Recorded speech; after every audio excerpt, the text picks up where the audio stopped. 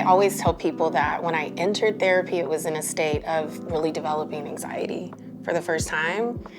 But it is also where I discovered my mission, which is this public work that I do to normalize mental health treatment and just the experience. So therapy has a profound impact, and it's been the case for me.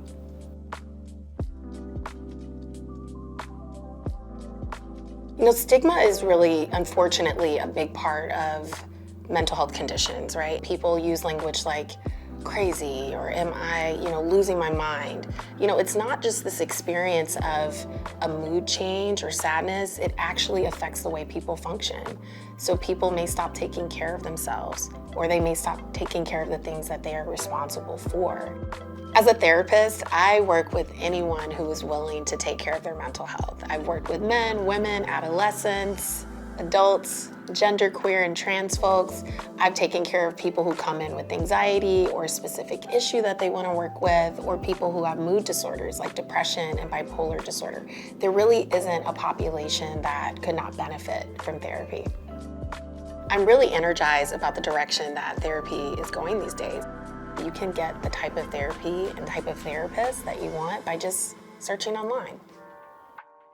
If you want to take better care of your mental health, I remind people the importance of self-care. And I don't mean the bubble baths or getting your hair or nails done. What it really means is taking care of your mental, physical, and social health.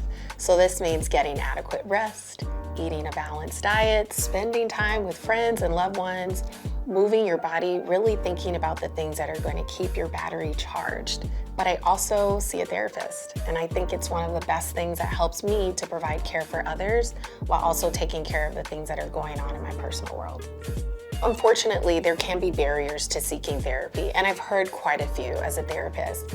I often hear the story of someone who comes in saying, this isn't something that we do. We don't talk about feelings, where I come from, or the household that I grew up in.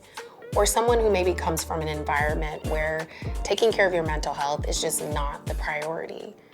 Or I hear stories of people who have loved ones or friends who had a negative experience with therapy. I mean, all of these things are examples of what gets in the way of taking care of your mental health. But remember, when you are working with a therapist, this is the work that we do. We are there to help you. And we do need to know a bit about what's going on in your world to help you in the best way we can.